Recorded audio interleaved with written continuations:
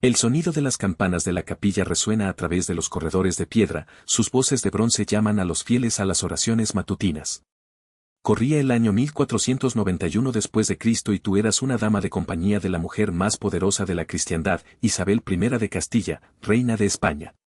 Tus pies descalzos tocan el mármol frío mientras te apresuras por el Alcázar de Segovia, llevando una palangana con agua de rosas y lino fresco. El aire huele a incienso y a algo más, algo agrio y orgánico que revuelve el estómago. Te detienes fuera de las habitaciones reales, escuchando la voz de la reina a través de las pesadas puertas de roble. Está rezando de nuevo, como lo ha estado haciendo durante horas. Sus palabras suben y bajan como un río de latín, salpicado por el suave susurro de las cuentas del rosario que se deslizan entre sus dedos. Cuando finalmente entras, la ves arrodillada ante un crucifijo enorme, todavía con el mismo camisón de lino blanco que se puso hace 3 meses cuando Granada cayó ante las fuerzas cristianas. La tela, una vez pura como la nieve fresca, ahora tiene manchas amarillas de sudor. Los parches marrones de sangre de su autoflagelación y manchas más oscuras que no te atreves a contemplar. El olor te golpea como un golpe físico. Se mezcla con el incienso que arde en los incensarios de plata, creando un cóctel nauseabundo de santidad y descomposición. Depositas la palangana y te acercas con cuidado, sabiendo que interrumpir sus devociones podría significar el encarcelamiento o algo peor. Pero al acercarte, notas algo que te hiela la sangre. Diminutas motas oscuras se mueven a través de la tela manchada. Pulgas. Docenas de ellas viviendo y reproduciéndose en los pliegues de sus prendas sin lavar. Durante siglos, un mito persistente se ha aferrado a la memoria de Isabel I de Castilla, la reina feroz que unió a España y financió el viaje de Cristóbal Colón al Nuevo Mundo. Según esta leyenda, Isabel hizo un voto sagrado de no cambiarse la ropa interior hasta que Granada, el último bastión musulmán en España, cayera ante las fuerzas cristianas. El asedio duró 8 meses y, supuestamente, también lo hicieron sus prendas íntimas sin lavar. Algunas versiones de esta historia afirman que usó el mismo camisón durante 10 años. Otros insisten en que fue una reina española diferente, tal vez una de las monarcas Habsburgo posteriores, conocidas por su extremismo religioso y peculiaridades físicas. Los detalles cambian como arena en el viento, pero la imagen central sigue siendo la de una mujer poderosa impulsada por una piedad fanática, viviendo en la inmundicia que haría retroceder a un campesino. Los historiadores modernos descartan en gran medida esta historia como propaganda, una forma de santificar a Isabel como una mártir de la fe o de vilipendiarla como una extremista religiosa, dependiendo de la agenda del narrador. Pero el hecho de que tal historia pudiera surgir, difundirse y persistir durante más de 5 siglos nos dice algo profundo sobre el mundo en el que habitaba Isabel, un mundo donde la línea entre la santidad y el horror era a menudo imposiblemente delgada. Para entender por qué este mito se siente tan creíble, debemos descender a la mente medieval y examinar la extraña relación entre la suciedad, la divinidad y el poder a finales del siglo XV en España. Debemos explorar una civilización donde bañarse era considerado no solo innecesario, sino activamente peligroso, donde las prendas íntimas eran talismanes mágicos y donde las personas más poderosas de la tierra vivían en condiciones que horrorizarían a un refugio para personas sin hogar moderno. La España de la época de Isabel era una tierra atrapada entre mundos. Los reinos cristianos habían pasado 7 siglos empujando lentamente a los gobernantes musulmanes hacia el sur. Un proceso llamado la Reconquista que finalmente terminaría con la conquista de Granada por Isabel en el año 1492 después de Cristo. Esto no fue solo una campaña militar, sino una colisión cultural que moldeó todos los aspectos de la vida diaria, incluyendo los detalles más íntimos de la higiene personal. En los reinos islámicos de Al-Ándalus, bañarse era tanto una obligación religiosa como un ritual social. Baños públicos llamados hammam salpicaban cada ciudad importante. Los musulmanes se lavaban 5 veces al día antes de las oraciones. Y el Corán alababa explícitamente la limpieza como la mitad de la fe. Estos baños eran maravillas arquitectónicas, cámaras abovedadas llenas de piscinas climatizadas donde hombres y mujeres, en horarios separados, pasaban horas remojándose, frotándose y socializando. El agua era canalizada a través de ingeniosos sistemas de tuberías y acueductos, muchos de los cuales datan de la época romana. Pero en los reinos cristianos que se convertirían en España, bañarse conllevaba un terrible estigma. Las autoridades eclesiásticas veían los baños públicos como guaridas de pecado, lugares donde cuerpos desnudos se mezclaban en la oscuridad vaporosa, donde los límites entre hombre y mujer, noble y plebeyo, se disolvían en el abrazo democrático del agua caliente.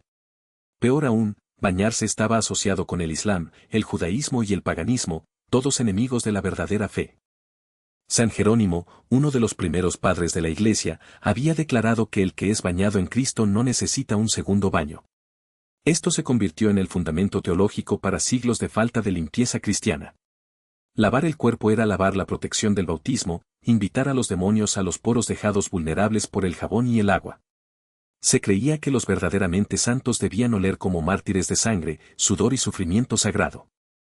Isabel creció en este mundo de suciedad santificada. Nació en el año 1451 después de Cristo en la ciudad de Madrigal de las Altas Torres. Era hija de Juan II de Castilla e Isabel de Portugal. Su infancia estuvo marcada por la guerra civil, la intriga política y la constante amenaza de asesinato. En tal ambiente, la higiene personal se situaba muy por debajo de la supervivencia personal. La corte real de su juventud era una ciudad móvil de miles de personas, nobles, sirvientes, guardias, caballos y perros, todos viajando juntos en una vasta caravana que se movía de castillo en castillo, consumiendo los recursos locales antes de seguir adelante como una plaga de langostas. Imagina el olor de tal reunión. Cuerpos sin lavar apretujados en grandes salones, orinales rebosantes de desperdicios, restos de comida podrida arrojados a manadas de perros salvajes, caballos aliviándose donde quiera que estuvieran.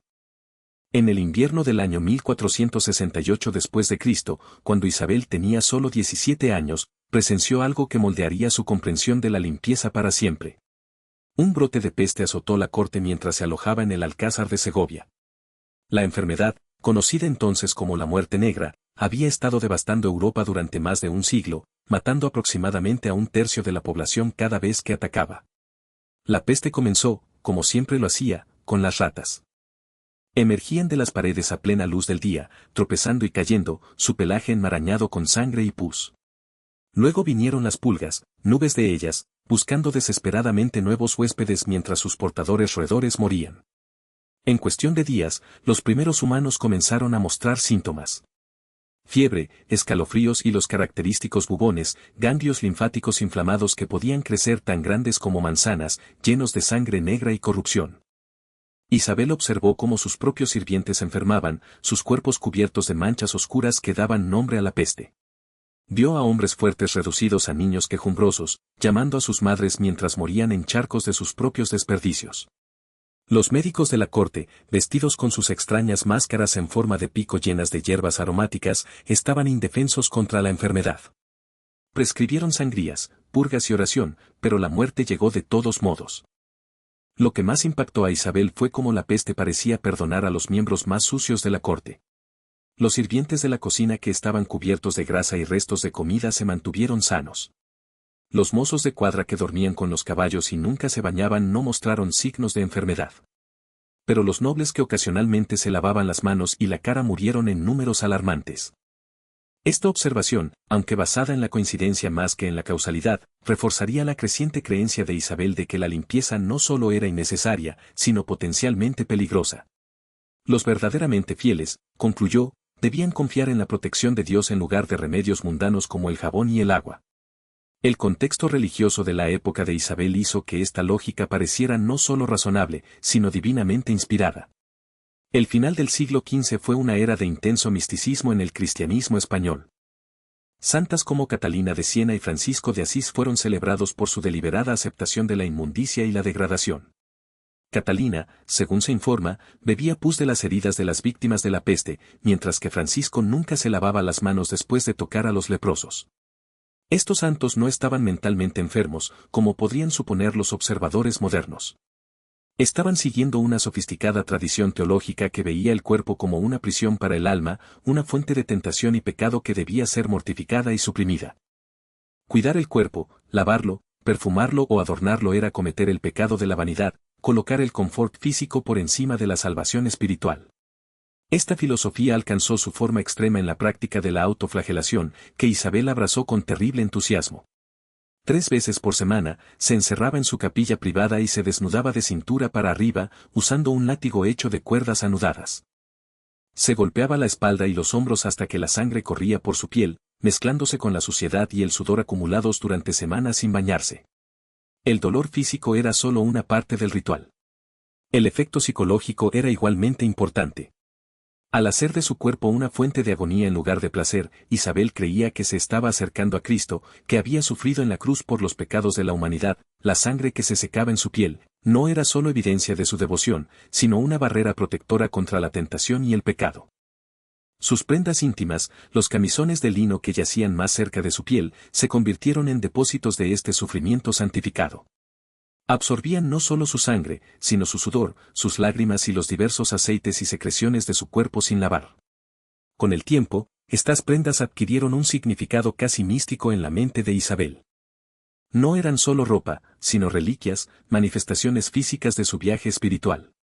El mito específico sobre el voto de la ropa interior de Isabel se relaciona con el asedio de Granada, que comenzó en abril del año 1491 después de Cristo. Esta iba a ser la batalla final de la Reconquista, la prueba definitiva de la fe cristiana contra la resistencia islámica. Mientras Isabel se preparaba para lo que sabía que sería una larga campaña, según se informa, hizo un voto ante el altar de la Catedral de Córdoba: no se cambiaría el camisón de lino hasta que Granada cayera ante las fuerzas cristianas. Si este voto realmente se hizo o no, es imposible de verificar, pero refleja la mentalidad de la época. Los cristianos medievales y renacentistas frecuentemente hacían tales tratos con Dios, prometiendo soportar dificultades específicas a cambio del favor divino. Estos votos se consideraban contratos vinculantes, exigibles por la amenaza de la condenación eterna. El asedio en sí fue una obra maestra de la guerra medieval. En lugar de intentar asaltar las enormes murallas de Granada, Isabel y su esposo Fernando eligieron hacer que la ciudad se muriera de hambre hasta someterla. Construyeron una nueva ciudad llamada Santa Fe justo fuera de las murallas de Granada, completa con iglesias, mercados y edificios administrativos. Desde esta base, apretaron lentamente el lazo alrededor del bastión musulmán. Durante 8 meses, Isabel vivió en Santa Fe, dirigiendo el asedio y manteniendo la moral de sus tropas. Si de hecho había hecho un voto de no cambiarse la ropa interior, el costo físico y psicológico habría sido inmenso. La primavera y el verano españoles fueron brutalmente calurosos, con temperaturas que alcanzaron más de 37 grados centígrados. El aire era denso con polvo, humo de fogones y el olor de miles de soldados sin lavar. Los relatos contemporáneos describen a Isabel durante este periodo como cada vez más demacrada y ojeroso. Su rostro marcado por una intensidad de otro mundo. Pasaba la mayor parte de su tiempo en oración, a menudo de pie durante horas ante un altar portátil en su tienda. Los visitantes informaron que parecía emanar un olor extraño, no del todo desagradable, pero distintamente orgánico, como cuero viejo mezclado con flores secas. Las pulgas que supuestamente infestaban su ropa habrían sido más que solo una molestia. En la comprensión medieval de la enfermedad, las pulgas no eran solo plagas, sino posibles vectores de corrupción sobrenatural. Estaban asociadas con el diablo, que a menudo era representado como una criatura mordida por pulgas que emergía de las entrañas del infierno. Albergar pulgas era invitar a la influencia demoníaca. Sin embargo, Isabel parecía darles la bienvenida como instrumentos de prueba divina. Los efectos psicológicos de la falta de lavado prolongada fueron más allá de la mera incomodidad. Los médicos medievales, siguiendo antiguas teorías griegas, creían que los aceites y secreciones naturales del cuerpo eran esenciales para mantener el equilibrio de los 4 humores: sangre, flema, bilis amarilla y bilis negra. Lavar estas sustancias era invitar a la enfermedad y la locura. El comportamiento de Isabel durante el asedio de Granada sugiere que pudo haber estado experimentando lo que los psiquiatras modernos reconocerían como una forma de psicosis religiosa. Informó frecuentes visiones de santos y ángeles, afirmó escuchar voces divinas dirigiendo su estrategia militar y se volvió cada vez más paranoica acerca de la lealtad de sus consejeros. Su negativa a cambiarse la ropa interior puede haber sido tanto una causa como un síntoma de este estado mental. El contexto más amplio de la sociedad española hizo que el presunto comportamiento de Isabel pareciera no solo aceptable, sino admirable. En toda la península ibérica, circulaban historias de mujeres santas que habían alcanzado la santidad a través de la autodestrucción deliberada. María de Santo Domingo, contemporánea de Isabel, según se informa, nunca se lavó las manos durante 30 años, alegando que la limpieza era un signo de debilidad espiritual. Se decía que otra mística, Catalina de Cardona, había usado la misma camisa de pelo durante 40 años hasta que se incrustó tanto con sangre y suciedad que podía mantenerse en pie por sí sola. Estos no fueron casos aislados, sino parte de un movimiento cultural más amplio que equiparaba el sufrimiento físico con el avance espiritual. La Inquisición española, establecida por la propia Isabel en el año 1478 después de Cristo, promovió activamente esta ideología como una forma de identificar a los verdaderos cristianos. Aquellos que se bañaban con regularidad, se cambiaban de ropa con frecuencia o mostraban otros signos de preocupación por la comodidad corporal, eran sospechosos de ser criptomusulmanes o criptojudíos, practicando en secreto los rituales de limpieza de sus religiones ancestrales. La comprensión médica de la época proporcionó una justificación intelectual para esta negligencia sistemática de la higiene. Los médicos creían que la piel era una barrera porosa que podía debilitarse por el lavado excesivo. Enseñaban que ciertos vapores beneficiosos, incluidos los producidos por cuerpos sin lavar, podían proteger contra las enfermedades, mientras que el aire frío que entraba a través de los poros limpios, podía causar enfermedades. Esta teoría fue reforzada por la observación práctica. En una época anterior a la teoría de los gérmenes, cuando el jabón se hacía de lejía y ceniza de madera, el lavado excesivo a menudo causaba irritación e infección de la piel. Los ricos que podían permitirse bañarse regularmente a menudo sufrían de enfermedades de la piel que eran raras entre los pobres sin lavar. Esto creó un ciclo de retroalimentación que reforzó la asociación entre la limpieza y la enfermedad. El enfoque específico en la ropa interior en el mito de Isabel refleja la comprensión medieval del lino como una sustancia mágica. A diferencia de la lana o la seda que derivaban de animales, el lino se hacía de plantas de lino y se consideraba puro y santo. Era la tela de los ángeles, el material del que se hacían las mortajas. Usar lino junto a la piel era crear una barrera protectora contra las influencias malignas. Pero se creía que este poder protector aumentaba con el tiempo y el uso. El lino fresco se consideraba espiritualmente neutral, pero el lino que había absorbido el sudor, la sangre y otros fluidos corporales del usuario se cargaba con su fuerza vital. Cuanto más tiempo se usaban tales prendas, más poderosas se volvían. Esta creencia explica por qué los santos medievales a menudo usaban los mismos camisones de lino durante décadas, tratándolos como reliquias sagradas. La corte de Isabel estaba llena de tales reliquias, ropa, cuentas de oración y otros objetos que habían sido usados o tocados por figuras santas. Se creía que estos artículos tenían poderes curativos, y la gente viajaba cientos de millas para besarlos o frotarlos contra sus cuerpos enfermos. Si Isabel de hecho hubiera usado el mismo camisón durante meses durante el asedio de Granada, habría sido considerado una de las reliquias más poderosas de la cristiandad. El impacto psicológico de usar prendas íntimas cada vez más sucias habría sido complejo y profundo. En un nivel, habría sido un recordatorio constante del compromiso espiritual de Isabel, una manifestación física de su voluntad de sufrir por su fe. Cada momento de incomodidad, cada picazón e irritación se habría transformado en una oración, una pequeña ofrenda a Dios. Pero el aislamiento impuesto por la falta de limpieza extrema habría sido igualmente significativo. A medida que la higiene personal de Isabel se deterioraba, se habría aislado cada vez más del contacto humano normal. Solo los sirvientes más devotos habrían estado dispuestos a atenderla de cerca, e incluso ellos habrían luchado por ocultar su repulsión. Este aislamiento habría intensificado su ya fuerte tendencia al misticismo y la paranoia. Las pulgas que supuestamente infestaban su ropa habrían añadido otra capa de tormento psicológico. La gente medieval creía que las pulgas eran demonios en miniatura enviados por Satanás para atormentar a los fieles. Cada mordedura habría sido interpretada como una prueba espiritual, una batalla entre el bien y el mal librada en el campo de batalla del cuerpo de Isabel. El hecho de que soportara este tormento sin quejarse habría sido visto como evidencia de su santidad. Las implicaciones más amplias del presunto comportamiento de Isabel se extendieron mucho más allá de su viaje espiritual personal. Como reina de la nación más poderosa de Europa, sus acciones y apariencia establecieron estándares para toda la corte española. Si se negaba a cambiarse la ropa interior, se volvía de moda, o al menos aceptable, para que sus nobles hicieran lo mismo. Los relatos contemporáneos de embajadores extranjeros describieron la corte española como únicamente maloliente incluso para los estándares medievales. El embajador veneciano Pietro Martire de Anguera escribió en el año 1491 después de Cristo que acercarse a la presencia real española requería una gran fortaleza de espíritu y un estómago fuerte. Mientras que el enviado francés Philippe de Comines señaló que los nobles españoles parecían llevar su estado sin lavar como una insignia de honor, esta aceptación cultural de la falta de limpieza extrema tuvo consecuencias prácticas que se extendieron mucho más allá de los asuntos de comodidad personal.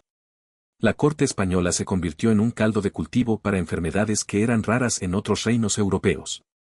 Afecciones de la piel, Parásitos intestinales e infecciones respiratorias florecieron en un ambiente donde la higiene básica era activamente desalentada. Las pulgas que supuestamente vivían en la ropa de Isabel no eran solo una aflicción personal, sino una amenaza potencial para la salud pública. Las pulgas medievales eran vectores de la peste bubónica, y un solo individuo infestado podía desencadenar una epidemia que podría matar a miles. El hecho de que Isabel sobreviviera a su presunta prueba puede haber sido debido a la suerte, la intervención divina o simplemente la realidad biológica de que algunas personas tienen resistencia natural a las enfermedades transmitidas por las pulgas. El asedio de Granada finalmente terminó el 2 de enero cuando el líder musulmán Boabdil entregó la ciudad a Isabel y Fernando. Según el mito, este fue el momento en que Isabel finalmente se cambió la ropa interior después de 8 meses de uso continuo. Las prendas que se quitó estaban supuestamente tan rígidas con la suciedad acumulada que podían mantenerse en pie sin apoyo como una armadura hecha de secreciones humanas. Si este detalle es cierto o no, la caída de Granada marcó un punto de inflexión en la vida y el reinado de Isabel. Con la reconquista completa, pudo dirigir su atención a otros asuntos, incluido el apoyo del viaje de Cristóbal Colón al Nuevo Mundo, que partiría solo 8 meses después. El mismo fervor religioso que supuestamente la impulsó a usar ropa interior sin lavar, pronto la impulsaría a difundir el cristianismo a las Américas con consecuencias que remodelarían el mundo entero. El mito del voto de la ropa interior de Isabel también refleja la compleja relación entre el poder y la pureza en la sociedad medieval.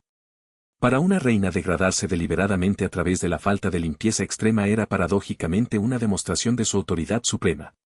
Solo alguien con poder absoluto podía permitirse parecer tan impotente. Solo alguien cuya posición fuera inexpugnable podía arriesgarse a tal vulnerabilidad. Esta dinámica es visible en muchos aspectos del comportamiento real medieval. Los reyes y las reinas a veces se vestían como campesinos, servían comida a los pobres o realizaban otros actos de humillación deliberada, pero siempre en circunstancias cuidadosamente controladas que finalmente reforzaban su autoridad. La supuesta negativa de Isabel a cambiarse la ropa interior encaja perfectamente en este patrón. Una demostración pública de devoción privada que sirvió para elevar su estatus espiritual, incluso cuando degradaba su condición física. Los aspectos de género de este mito son igualmente significativos. En la sociedad medieval, los cuerpos de las mujeres eran vistos como inherentemente sucios y peligrosos, fuentes de tentación y pecado que requerían vigilancia y control constantes. Para una mujer abrazar esta suciedad deliberadamente era tomar posesión de su supuesta corrupción, transformarla de una fuente de vergüenza en una fuente de poder. La falta de limpieza extrema de Isabel también sirvió para desexualizarla de una manera que era crucial para su supervivencia política. Como gobernante femenina en un mundo dominado por hombres, necesitaba distanciarse de los roles y expectativas femeninas tradicionales haciendo que su cuerpo fuera repulsivo a través de la negligencia. Creó una barrera protectora que le permitió funcionar como líder política sin ser reducida a un objeto sexual. Las realidades prácticas de la ropa interior medieval hacen que el mito de Isabel sea aún más perturbador cuando se examina en detalle. Los camisones de lino que usaban las mujeres ricas en el siglo XV no eran prendas simples, sino construcciones complejas diseñadas para dar forma y soporte al cuerpo. Por lo general, estaban hechos de múltiples capas de tela con costuras y sujetadores intrincados que habrían atrapado la humedad, las bacterias y los parásitos. Después de semanas o meses de uso continuo, tales prendas se habrían convertido en criaderos de una variedad de microorganismos. El ambiente cálido y húmedo creado por el lino sin lavar habría apoyado el crecimiento de bacterias, hongos y otros patógenos. Las sensaciones de picazón y ardor causadas por estos organismos habrían sido interpretadas por Isabel como pruebas espirituales, evidencia de su creciente cercanía a Dios. Los mecanismos psicológicos que permitieron a Isabel soportar tales condiciones son similares a los observados en casos modernos de devoción religiosa extrema. La mente humana tiene una notable capacidad para replantear el sufrimiento como significativo, para transformar el dolor en propósito. La supuesta negativa de Isabel a cambiarse la ropa interior no fue simple masoquismo, sino una forma sofisticada de acondicionamiento psicológico que le permitió derivar satisfacción espiritual de la incomodidad física. El contexto europeo más amplio del final del siglo XV ayuda a explicar por qué tal comportamiento extremo no solo fue tolerado, sino celebrado. Esta fue una era de intensos disturbios religiosos y políticos cuando las certezas tradicionales estaban siendo desafiadas por nuevos descubrimientos e ideas. La Reforma protestante aún estaba a décadas de distancia. Pero la Iglesia Católica ya estaba luchando por mantener su autoridad frente a la creciente crítica y corrupción. En este ambiente, figuras como Isabel, que demostraron extrema devoción a la fe, fueron vistas como faros de esperanza, prueba de que el verdadero cristianismo aún podía florecer a pesar de los desafíos del mundo moderno. Su supuesta disposición a sacrificar su comodidad física por el avance espiritual la convirtió en un poderoso símbolo de autenticidad religiosa, una santa viviente que podía inspirar a otros a una mayor devoción. Las limitaciones tecnológicas de la época también hicieron que el presunto comportamiento de Isabel fuera más comprensible. En una época anterior a la plomería moderna, el jabón o la comprensión de las bacterias, mantener la higiene personal era una lucha constante, incluso para los ricos. La diferencia entre limpio y sucio era a menudo una cuestión de grado más que de tipo, y alguien que eligió abrazar la falta de limpieza extrema simplemente estaba llevando una tendencia natural a su conclusión lógica. La preservación de la reputación de Isabel a pesar de estas acusaciones habla de las complejas formas en que la memoria histórica se construye y se mantiene en lugar de ser recordada como una loca o una fanática. Generalmente es celebrada como una de las más grandes monarcas de España, la reina que unió el país y lanzó su edad de oro. El mito de su ropa interior sin lavar se ha convertido en una nota al pie de su historia en lugar de su tema central. Esta memoria selectiva refleja el poder continuo de la monarquía española y la Iglesia católica para dar forma a las narrativas históricas. Las historias que podrían dañar la reputación de Isabel son minimizadas o desestimadas, mientras que aquellas que mejoran su autoridad espiritual son preservadas y celebradas. El resultado es una versión saneada de la historia que oscurece los aspectos más extraños y perturbadores de la vida medieval. Las consecuencias médicas del presunto comportamiento de Isabel se habrían extendido mucho más allá de la incomodidad personal. El uso prolongado de ropa interior sin lavar puede causar infecciones graves de la piel, problemas del tracto urinario y otros problemas de salud que podrían haber afectado su capacidad para gobernar con eficacia. Algunos historiadores han sugerido que su reportada inestabilidad mental durante los últimos años de su reinado puede haber estado relacionada con infecciones causadas por la mala higiene. Las implicaciones sociales del mito de Isabel se extienden hasta el día de hoy. En muchas partes del mundo, la devoción religiosa extrema todavía se expresa a través del autodescuido deliberado y el sufrimiento físico. Los mismos mecanismos psicológicos que supuestamente impulsaron a Isabel a usar ropa interior sin lavar durante meses continúan motivando a los ascetas y místicos modernos que ven la comodidad corporal como un obstáculo para el avance espiritual. El poder duradero de este mito también refleja nuestra continua fascinación por la intersección del poder, la religión y la sexualidad. La imagen de una reina poderosa viviendo en la inmundicia autoimpuesta toca ansiedades culturales profundas sobre la autoridad femenina, el extremismo religioso y la relación entre la vida pública y la privada. Nos recuerda que incluso las personas más poderosas están sujetas a las mismas realidades biológicas que todos los demás.